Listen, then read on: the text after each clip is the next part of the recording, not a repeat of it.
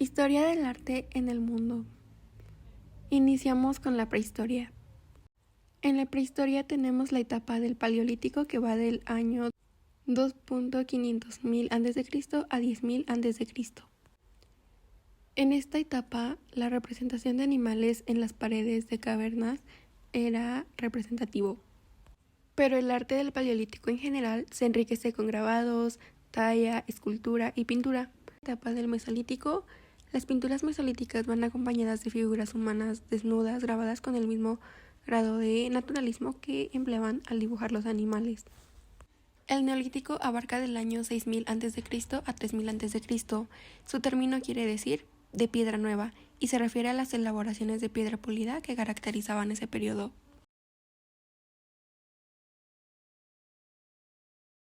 Seguimos con la edad de los metales, que se divide en la edad de cobre, bronce y la edad de hierro. En esta etapa se construyen ciudades, se desarrollan armas de diferentes clases y utensilios para la producción agrícola. Seguimos con la edad antigua, que abarca del año 4000 a.C. a 10.000 después de Cristo.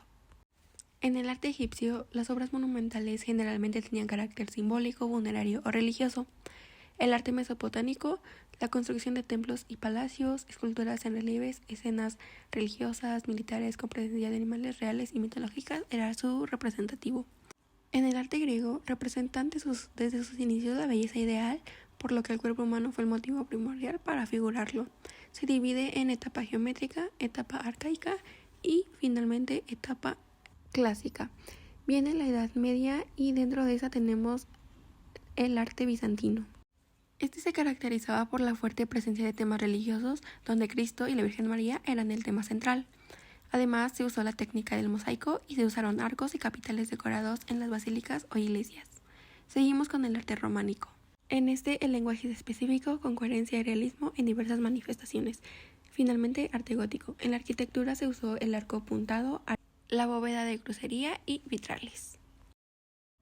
Edad moderna.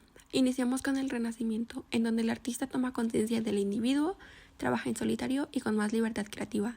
En este se desarrolló el humanismo y se deja de lado el teocentrismo. Manierismo. Para realizar este arte se requería equilibrio, refinamiento y sofisticación.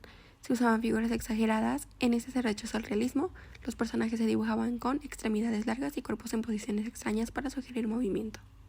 Arte barroco. Se considera un periodo de ostentación y exageración porque sus obras manifiestan agitación, movimiento en todos los sentidos y la ornamentación excesiva. Finalmente, rococó, en donde los artistas empleaban colores suaves, claros y luminosos en sus pinturas. Seguimos con la edad contemporánea, en donde el neoclasicismo busca crear una alternativa que no sean excesivas como el rococó en términos arquitectónicos y que hablara del racionalismo, lógica y modernidad. Seguimos con el romanticismo, que es un movimiento intelectual, filosófico, literario, en donde se exalta el sentimiento y emoción por encima de la razón. El artista debe ser introspectivo de su conciencia y no negarlo. Seguimos con el realismo, que este movimiento adopta una postura activamente política, denunciando las injusticias sociales y comprometiéndose en las clases bajas y los movimientos políticos de izquierda. Finalmente, el impresionismo, en el que omite las líneas y prioriza el uso de la luz y color por encima del dibujo.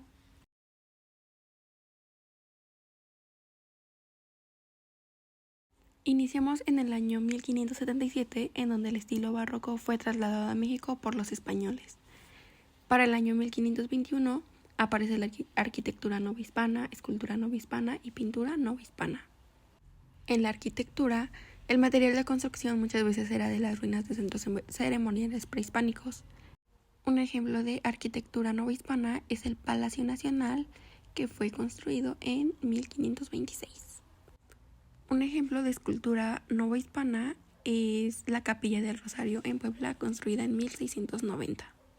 Y un ejemplo de pintura novohispana es la Virgen del Apocalipsis en 1700. Para el 1783 aparece la pintura neoclásica y se funda la Academia de San Carlos en México y llegan artistas extranjeros atraídos por su historia. Asimismo, la escultura neoclásica, en donde el material principal fue mármol blanco, así como la arquitectura neoclásica.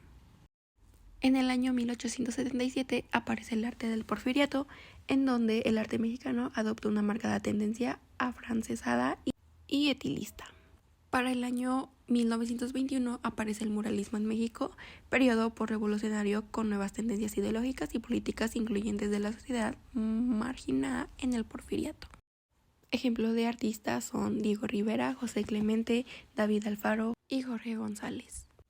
Después del muralismo, con su carga nacionalista, resultaba difícil aceptar en México las nuevas corrientes creadas en el exterior. El surrealismo entró en México con la llegada de André Breton en 1939. Un ejemplo de artistas de esta etapa es Frida Kahlo, Leonora Carrington y Remedios Varo. Finalmente, el geometrismo, que inicia en el año 1960. En el geometrismo se consolida el arte moderno internacional y se evitan los elementos regionales. Ejemplo de artistas son Manuel Fergueres y Matías Goeritz. Así finalizamos la historia del arte del mundo y la historia del arte en México en una línea del tiempo representada por una cámara de Instagram. Gracias.